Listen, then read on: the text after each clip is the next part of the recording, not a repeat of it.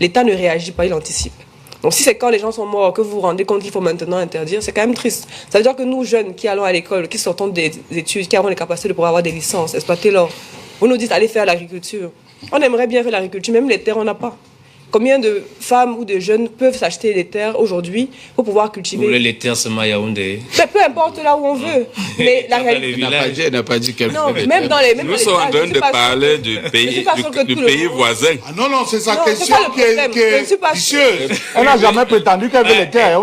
Je ne suis pas sûre que tout le monde... L'État anticipe toujours. Nous, on veut prendre...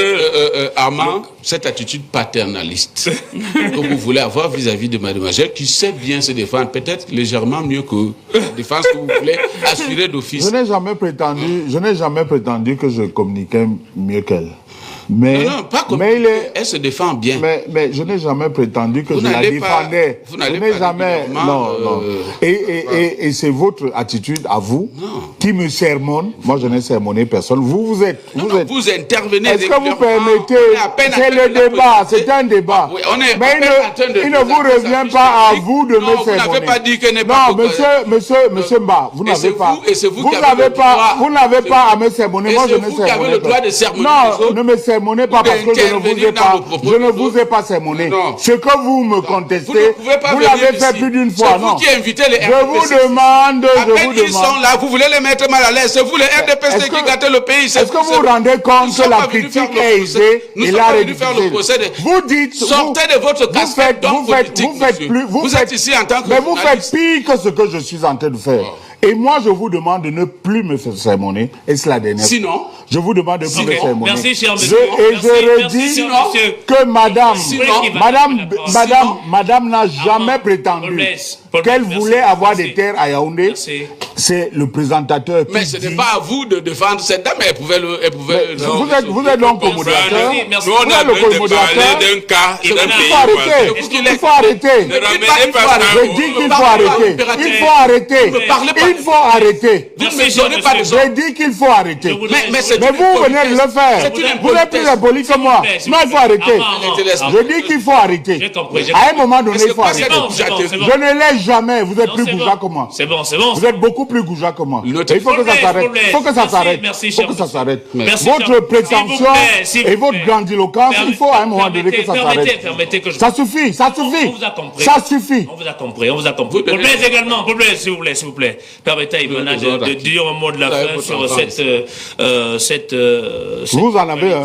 Et après, on ne parle pas l'impératif. Vous avez fait quoi? Au sujet des terrains que vous dites qu'on doit avoir, je ne demande pas un terrain à Yaoundé. Je ne pense pas que tous les enfants camerounais naissent avec des terres acquises, ce qui est un drame peut-être quelque part. Il faut peut-être revoir ça.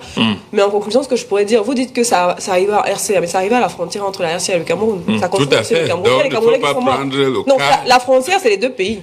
Bon, et les Camerounais sont morts dedans. C'est les deux pays. Bien sûr que si. Non, le Cameroun anticipe. Nous souhaitons que le Cameroun, avec ce qui s'est passé là-bas, on a élu des gens qui doivent anticiper. C'est pas un souhait. Parce que si c'est un souhait, vaut mieux que personne ne soit au pouvoir. Parce que s'il y a des députés qui sont là, c'est pour travailler, pour voter les lois en question. Et c'est pas aujourd'hui qu'ils vont découvrir ça. Pour terminer, ce que je voudrais dire, c'est qu'il faut, oui, anticiper, mais il faut aussi pouvoir donner à vos jeunes qui arrivent derrière vous. Parce qu'il s'agit là de nous. Au final, quand on regarde nos dirigeants aujourd'hui, on peut dire que l'avenir est derrière eux. Donc, pensez à ceux qui arrivent après vous et dites-vous que on aimerait aller à l'école, sortir de là, avoir des diplômes qui permettent de pouvoir justement s'en sortir sans qu'on nous dise d'aller faire l'agriculture, parce que tout le monde ne peut pas faire l'agriculture. Merci beaucoup à vous, Ivana. Je veux lire quelques messages. Bonsoir, Visley, au prédicateur. Le fait social nous laisse sans voix. Ce qui s'est passé, les responsabilités sont partagées, mais le grand tort revient aux gouvernants qui ont décidé de sacrifier leur population de cette façon. Anglaise à la fin. Éboulement tragique de Zamboa Garoua Boulaye, message de condoléances. J'ai appris avec une grande tristesse la disparition de plus de 100 personnes sur un site d'exploitation anarchique de mines d'or à Zamboa Garoua Boulaye le 18 août 2026 à la suite d'un éboulement. Selon certaines informations, le compte macabre serait encore en cours. En mon nom propre et au nom des militants et des militantes du MLC, Mouvement pour la Renaissance du Cameroun, je présente nos sincères condoléances aux familles des victimes J'adresse mes encouragements à tous ceux qui, sur le terrain, travaillent à porter secours, à ceux qu'il serait encore possible de secourir ou à retrouver des corps. Ce drame qui intervient alors que le scandale de l'or est étouffé par des puissants depuis diverses positions au sein de l'État dévoile l'inhumanité de ceux qui s'enrichissent de l'exploitation illégale des minerais. Ils ne se préoccupent nullement des conditions dans lesquelles des compatriotes poussés par la misère opèrent sur des sites miniers sauvages, sans la moindre sécurité. Les responsables politiques et administratifs, les élites locales qui prétendent bruyamment parler au nom de ces humbles personnes ravagées par la pauvreté, devraient les protéger en veillant au respect des lois applicables en la matière. Au contraire, ils les exploitent sans vergogne. Ce faisant, ils se rendent complices de ce qu'on a appelé les mafias de l'or dans ses ramifications nationales et internationales.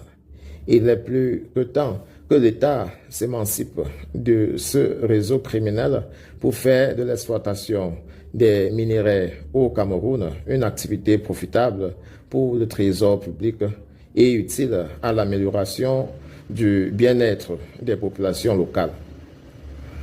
La justice doit jouer pleinement son rôle dans l'assainissement et la reprise en main par l'État de ce secteur d'activité vital pour le pays et le développement local, notamment en accélérant les procédures sur le scandale de l'or qui contribue à ruiner l'image de notre pays et choque profondément les Camerounais. Fait à Yaoundé, le 19 août 2026, le président national Maurice Kamto. Au Cameroun,